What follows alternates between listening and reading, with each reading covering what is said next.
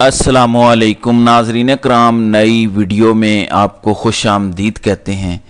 जंग फैल चुकी है और ख़तरनाक मरहले में दाखिल हो चुकी है। ईरान ने वो कर दिया है जो किसी के वहमो गुमान में भी नहीं था, जो किसी ने सोचा भी नहीं था कि ईरान इस हद तक जा सकता है। कल शाम के वक्त ईरान की जानिब से मिसाइल दागे गए, फिर आधी रात के वक्त इसराइल पर ख़तरनाक हमले किए गए जिनको वो रोक नहीं पाए।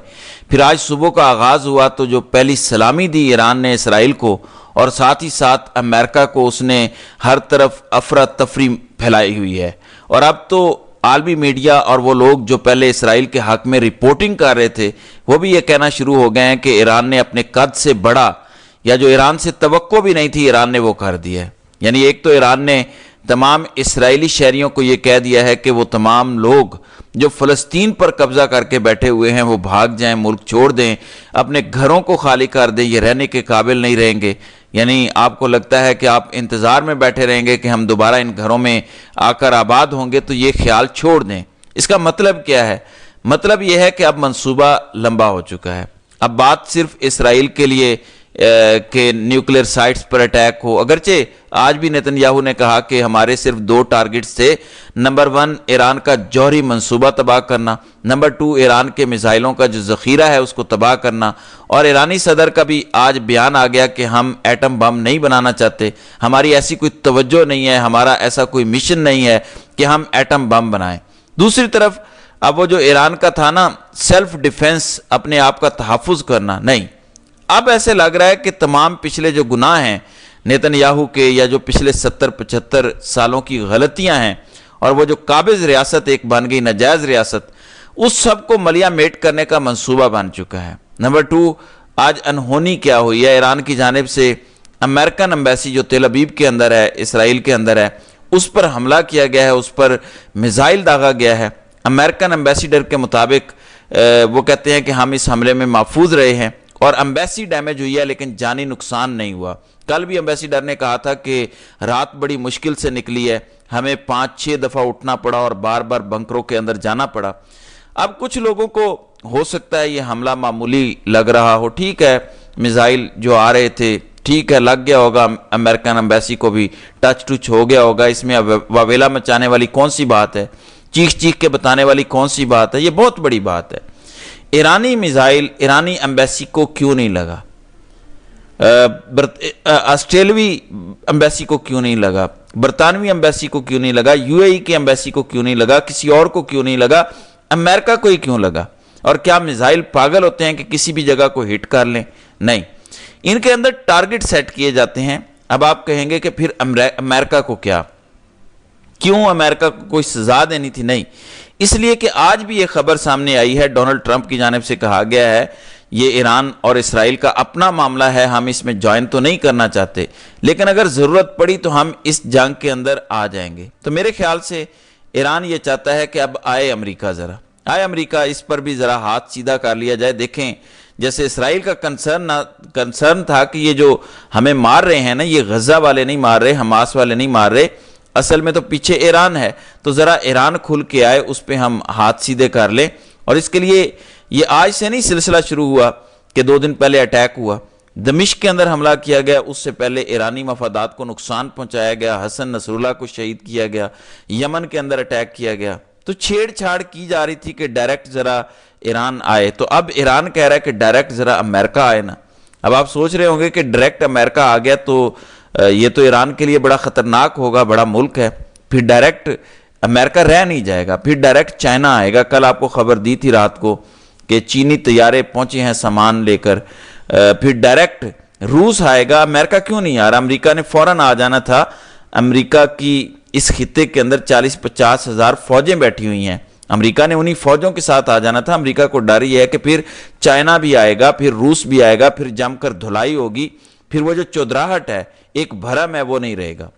लेकिन ईरान चाहता है कि आओ ज़रा, आओ खुल कर, ज़रा तुम तमाशे और कठपुतलियाँ जो चला रहे हो। अब आप कहेंगे कि ऐसे ही छोटे से हमले से कैसे अमेरिका आ जाएगा? देखें, जब किसी मुल्क की एम्बेसी पर हमला होता है तो इसका मतलब ही होता है कि उस मुल्क पर हमला हुआ है। जब दमिश्क के अंदर, शाम के अंदर ईरानी एम्बेसी पर हमला हुआ था तो ईरान ने 300 मिसाइल इसराइल पर दागे थे। क्यों? کیونکہ وہ حملہ شام پر نہیں تھا، وہ دمشق پر نہیں تھا، وہ حملہ ایران پر تھا۔ کسی ملک کے اندر بھی جو ایمبیسی ہوتی ہے وہ اس ملک کی سرزمین کنسیڈر کی جاتی ہے جنیوا کنونشن کے تحت، لہٰذا اب یہ کام تو ہو گیا ہے، انہونی جو ہونی تھی وہ تو ہو گئی ہے۔ بہرحال ملٹری وارننگ ایویکویٹ تل ابیب امیجیٹ، یعنی ایران کی جانب سے کہہ دیا گیا ہے کہ تل ابیب کو خالی کرو ورنہ ہم اس کو تباہ کر دیں گے۔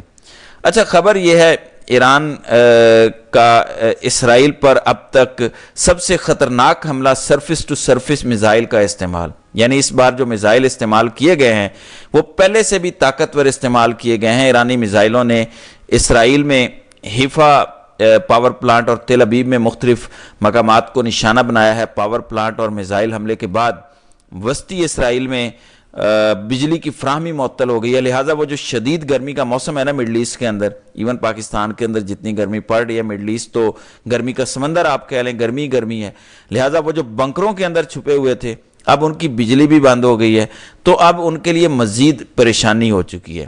اچھا، پھر ایک اور خبر سن لیں جو بڑی اہم ترین خبر ہے، جو ناقابل یقین ہے۔ خبر یہ ہے کہ Iran reject ceasefire negotiation while under Israeli attack. وہ جو کوششیں ہو رہی تھی نا کہ سیز فائر ہو جائے، ہونا تو یہ چاہیے تھا کہ اگر ایران کمزور ہوتا وہ اس اپرچونٹی سے فائدہ اٹھاتا اور کہتا کہ ہاں فوری سیز فائر کرو، جیسے مودی نے کہا اور ٹرمپ کو کہا کہ جلدی سیز فائر کرو، ہم امن چاہتے ہیں۔ تو ایران نے کہا کہ کوئی سیز فائر نہیں، دیکھا جائے گا، دمادم مست کلندر ہوگا۔ تو ایران نے سیز فائر ریجیکٹ کر دیا، یعنی ایران مودی پر بھی بازی لے گیا۔ مودی تو فوری جنگ بندی کا مطالبہ کر چکا تھا کہ رافیل گر رہے ہیں، جبکہ ایران نے کہا کہ بھاگ جاؤ، کوئی سلو نہیں۔ اب جو صبح اٹیک ہوا ہے اس حوالے سے خبر آ رہی ہے کہ 7 Israelis killed more than 132 are the injured in fresh missile strike by Iran on Tel Aviv. تو بہت زیادہ تباہی ہو رہی ہے، ظاہر ہے اب امریکن ایمبیسی کو بھی نہیں چھوڑا گیا، تو اب معاملہ کہاں جائے گا؟ پھر ایران پر جو 2 طاقتور حملے ہوئے ہیں اس میں یہ دعویٰ ہوا ہے کہ پاسداران انقلاب کے انٹیلیجنس سربراہ محمد کاظمی اور ان کے نائب کو شہید کیا گیا ہے۔ یہ خبر میں نے صبح آپ کو دی تھی کہ کل جو اٹیک ہوا ہے یہ خبر آئی ہے، لیکن اب باقاعدہ اس کی تصدیق کر دی گئی ہے، اور حیران کن طور پر اسرائیل نے تو کل ہی دعویٰ کر دیا تھا کہ ہم نے قتل کر دیے ہیں۔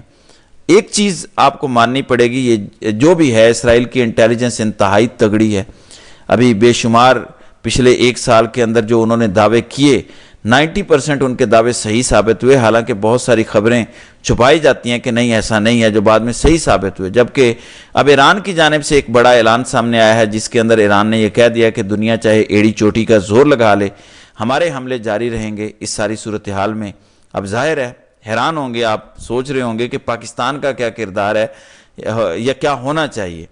حامد میر کی جانب سے ابھی ایک تازہ ترین بیان سامنے آیا جس میں وہ کہتے ہیں کہ نیتن یاہو کے منصوبے میں صرف ایران نہیں ہے، یعنی اگر کسی کو لگتا ہے کہ ایران کو ماریں گے کوئی پرواہ نہیں ہے، تو کہتے ہیں کہ نیتن یاہو کے منصوبے صرف ایران تک نہیں ہیں، دیگر ممالک بھی ہیں۔ اسرائیل حملے نہیں روکتا تو پاکستانی ایئر فورس کو ایران کی مدد کرنی چاہیے، پاکستانی ایئر فورس کو میدان میں آنا چاہیے، کیونکہ اگر خدا نہ خواستہ ایران فتح ہو گیا، کمزور پڑ گیا، تو پھر اس کے بعد ڈائریکٹ جو باری آئے گی وہ پاکستان کی آئے گی۔ لہٰذا یہ امریکہ کے دورے اور آگے پیچھے چھوڑیں، ایران کے ساتھ کھڑے ہو جائیں، ان کی کھل کر مدد کریں، کسی طرح کی ہیزیٹیشن اختیار نہ کریں۔ بہرحال یہ جو اب اٹیک ہے نا، ان کی سپیڈ بڑھ گئی ہے، یعنی پہلے تھا کہ ایک رات حملہ پھر دوسری رات خاموشی، یہ پچھلے 24 سے بھی کم گھنٹوں کے اندر تیسری بار مسلسل حملے ایران کی جانب سے کیے جا چکے ہیں۔ تو سیز فائر کی جو کوششیں تھیں وہ مسترد ہو گئی ہیں، لہٰذا ہم بڑی آسانی کے ساتھ کہہ سکتے ہیں کہ اب اسرائیل کا بچنا مشکل ہو گیا ہے۔ تو ناظرین کرام، آپ کی اس ویڈیو کے حوالے سے کیا رائے ہے؟